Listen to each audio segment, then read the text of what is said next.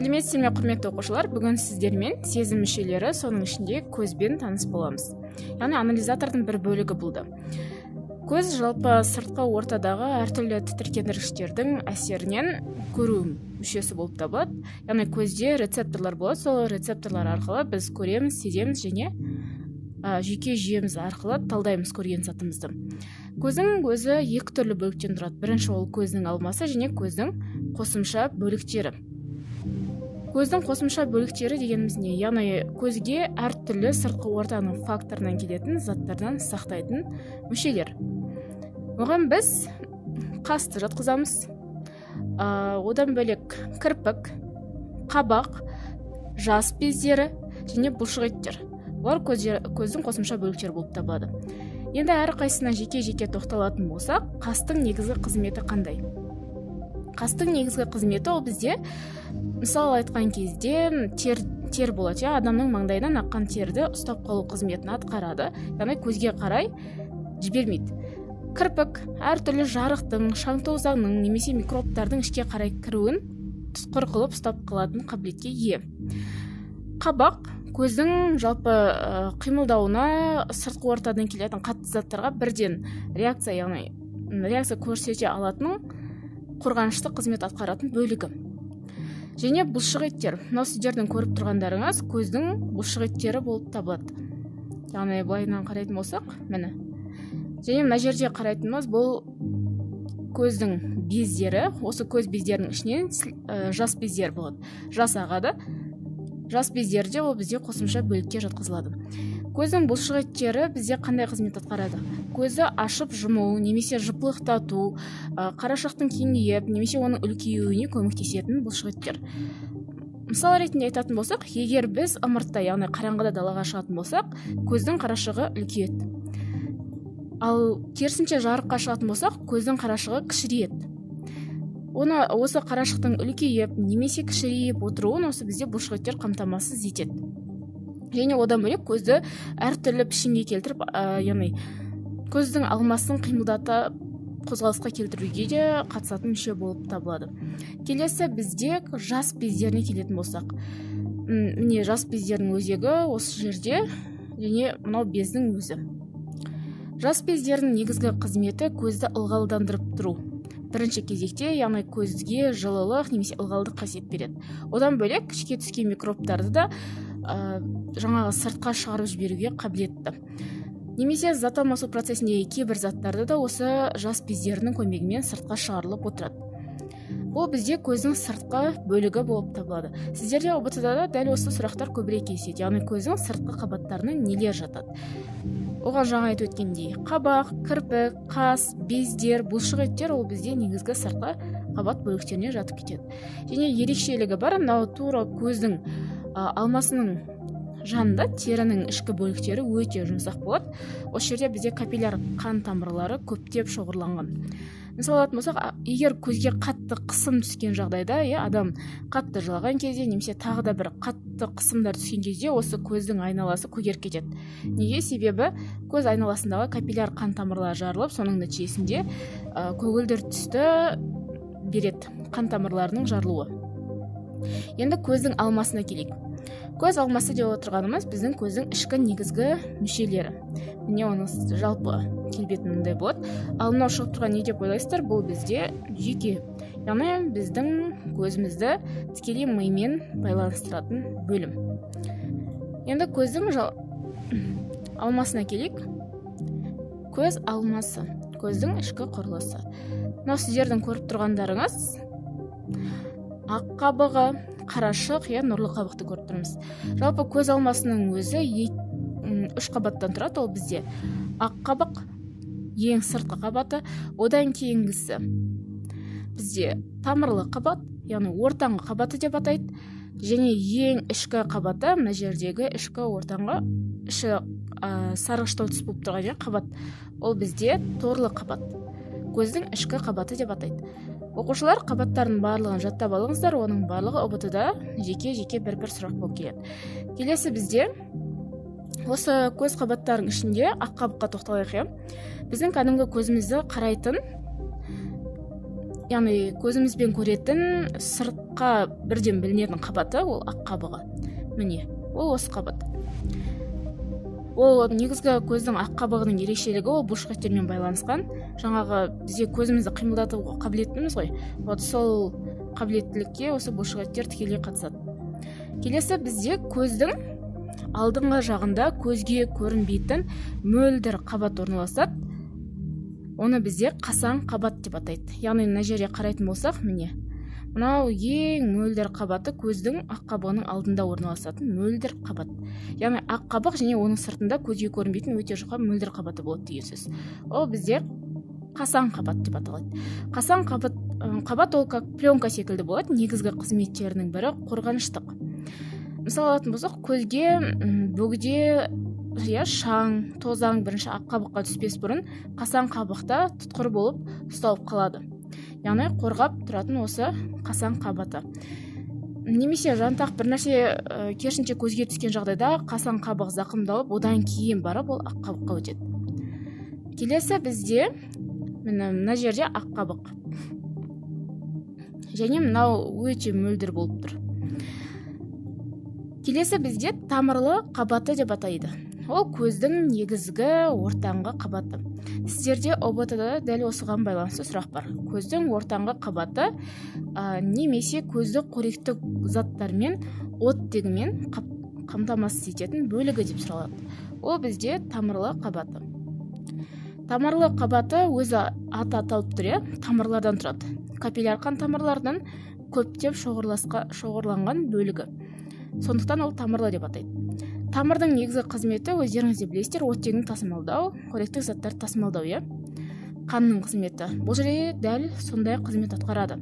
Яғни көзді оттегімен қамтамасыз етеді және одан бөлек қоректік заттармен қамтамасыз етеді. Міне мынау бізде тамырлы қабат деп атайды. Егер тамырлы қабатты былайынан көретін болсақ, міне көптеген тамырлардың шоғырлануынан орналасқан. Бұл тамырлы қабаттың бөлігі.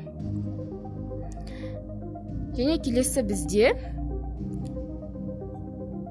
тамырлы қабаттан кейінгі бөлік ол нұрлы қабат деп атайды. Яғни тамырлы қабаттан кейінгі емес, ол именно тамырлы қабаттың алдыңғы жағында орналасады. Оны мына жерден көрсек болады. Міне мынау тамырлы қабат бізде. Осы тамырлы қабаттың алдыңғы жағы, мына жері бізде нұрлы қабық деп атайды. Нұрлы қабықша дегеніміз не? Ол дегеніміз бізге көзімізге әртүрлі пигменттер беретін қабат, көздің негізгі қабаты. Нұрлы қабық, мысалға көзіміздің адамдардың түріне байланысты, олардың көздерінде түстер әртүрлі болады. Біреуінің көзі қара, көк, жасыл деген секілді. Ол осы нұрлы қабатта орналасқан пигментке байланысты. Пигмент деп отырғанымыз көзге түс беретін заттар. Егер осы жерде қара түсті пигменттерге көбірек шоғырланатын болса, онда бізде ол адамның көзінің қара екендігін айта аламыз, немесе қоңыр әртүрлі. Осы пигменттердің қалай орналасуына байланысты аталынған. Нұрлы қабық. Нұрлы қабықтың дәл ортасында қарашық орналасқан. Мына жерде дөңгелек болып тұр, және оны былай көрсетсек болады. Міне. Мынау нұрлы қабық, оның тура дәл ортасында қарашық орналасқан. Қарашықтың негізгі қызметі жарықты қабылдау қызметін атқарады. Енді қарайық. Жарықты қабылдайды. Дәл осы сұрақ көп кездеседі, яғни нұрлы қабықтың ортасында орналасқан мүше деген секілді. Қарашық арқылы жарық шағылысып, сынып ішке қарай кіреді. Яғни біз қабылдап отқан жарықтан міндетті түрде ол сынып ішке қарай кіріп миға барылу керек. Соның барлығын қарашық тікелей қабылдап отырады. Келесі бізде көздің үшінші қабаты, яғни нағыз ортаңғы қабаты, ол бізде торлы қабат деп атайды. Немесе үшінші қабат деп келеді. Ішкі қабаты деп айтылуы мүмкін. Оның барлығының жауабы тек қана біреу, ол торлы қабық. Яғни мына жерде біз торлы қабықты анық көре аламыз. Міне, осы бізде торлы қабық. Өздеріңіз көріп тұрсыздар, Мынау егер біз көздің ортаңғы ақ қабығын алып тастаған кезде көрінетін бөлігі осы. Міне. Ал мынау жаңа сіздерге айтқан ортаңғы қабаты тамырлы қабаты. тамырлы қабаты болып табылады. Осы тамырлы қабаттың алды мынау нұрлы қабақ. Тамырлы қабатта және бұлшықеттермен тоже байланысуға қабілетті. Соның ішінде тамырлы қабат қарашықтың бұлшықеттерімен байланысады. Келесі бізде торлы қабақтан кейін тамырлы қабақ, оның ішкі жағы торлы қабат. Келесі бізде ол көздің негізгі көретін немесе қабылдайтын мүшелері деп атаймыз. Көздің мүшелерінің ішінде ең көп кездесетін сұрақтары бізде ол торлы қабаттың ішін толтырып тұратын зат, немесе көздің ішін толтырып тұратын сұйықтық деп келеді. Ол бізде кристалды зат деп атайды. Мынау көріп тұрсыздар, дөңгелек шар тәрізді болып тұр. Осының ішкі жағы көз сұйықтығымен толған. Яғни кристалды затпен немесе шыны тәрізді дене деп атайды. Осы шыны тәрізді денемен толып тұрады. Келесі бізде көздің негізгі бөліктерінің бірі, негізгі жарықты қабылдайтын, ол көздің көз бұршағы деп атайды. Көздің бұршағы. Мынау көріп тұрған бөлік. Бұл көздің бұршағы. Ол дөңестеу болып келеді, кішкене. Бұл қайда орналасады көз бұршағы? Жалпы тамырлы қабаттың алдыңғы жағында, тамырлы емес, торлы қабаттың алдыңғы жағында орналасады. Көріп тұрсыздар. Бұның негізгі қызметі жарықты жинақтау. Яғни сырттан келген жарықты сындырып, осы жерге жинақтап, одан ары қарай миға береді, тікелей. Ал ОБТ-да ең көп сұралатыны бұл туралы жарықты жинақтау қызметін атқаратын мүше деп атайды. Немесе сіздер білесіздер, алыстан көргіштік және жақыннан көргіштік деген бар. Ол да осы тікелей көз бұршағына байланысты болып табылады. Енді ары қарай жалғастырайық. Бұл көздің жалпы мүшелері. Енді бізде келесі көздің ең ішкі қабаты, торлы қабаттың өзінің ерекшеліктері бар. Ол бізде рецепторлардың орналасуы. Яғни рецепторлар деп отырғанымыз сезім мүшелерінің ең шеткі ұшы, жүйке жүйесінің ұштары. Көздің рецепторларын фоторецепторлар деп атайды. Басқаша осы фоторецепторларды құрайтын нағыз рецепторлардың түрі деп қарастыруға болады. Ол бізде құтша мен таяқша деп аталатын жасушалар, көз жасушалары. Құтша мен таяқша өздерінің, яғни біреуі құтшаға, екіншісі таяқшаға ұқсағандықтан құтша мен таяқша деп атайды. Құтша мен таяқша негізгі көзге келген жарықты қабылдап алып, миға жіберу қызметін атқарады. Және осы көздің бөлігінде сары және соқырдақ деген бар. Мына жерде көріп тұрсыздар, сары және соқырдақ деген бөлімі мына жер. Сары дақ деп отырғанымыз көздің нағыз рецепторлары шоғырланған бөлік, сары дақ. Яғни жарықты қабылдайтын, нағыз сезетін бөлігі. Ал соқырдақ деп отырғанымыз мүлде жарық сезбейтін көздің бөлігі. Сезуі мүмкін, но өте төмен деңгейде сезеді. Яғни сіздерден де дәл осылай сұрайды, төмен деңгейде немесе жарықты сезбейтін көз бөлігі ол осы соқырдағы. Сары дақта неге жарық көбірек сезіледі? Себебі ол жерде құтша мен таяқшалардың саны көп және жарықты қабылдайды. Ал соқырдақ деп отырған сары дақтың артқы бөлігінде орналасатын, қабылданған жарықты тікелей жай ғана жүйке жүйесіне беретін бөлігі. Сонда соқырдақ деп отырғанымыз көзді жүйке жүйесімен байланыстыратын, бірақ жарықты сезбейтін бөлік. Бізде қабылданған кез келген сыртқы ортадан келген жаңағы әртүрлі бейнелер болсын, көзбен көретін заттар болсын, барлығы сарыдақ, одан соқырдақ, одан ары қарай жүйкеге, яғни орталық жүйкесі ми мен жұлынға барып талданады. Соның нәтижесінде біз келген мәліметтің не екенін айта аламыз. Көздің ішіндегі мынау толықтай үш қабатында көре аласыздар. Және мына жердегі бұлшықеттер анық көрініп тұр. Олар ақ қабықпен байланысқан бұлшықеттер және одан бөлек тамырлы қабатта да бұлшықеттер болады. Және мына жерде көретін болсақ, мынау жүйкелер. Көздің өзіндік жүйкесі де бар. Жаңа айтқаным, мынау бізде нағыз жүйке, ол біздің көрген затымызды тікелей миға жеткізетін болса, ал қалғандар ол жай ғана жүйке ұштары. Мынау тарамдалып тұрған жүйке ұштары. Олар, яғни нейронның ұштары, нейроглиялар немесе одан да жіңішке жүйке талшықтары. Енді ары қарай жалғастырайық. Бізде бұл көздің құрылысы осымен аяқталды толыққанды.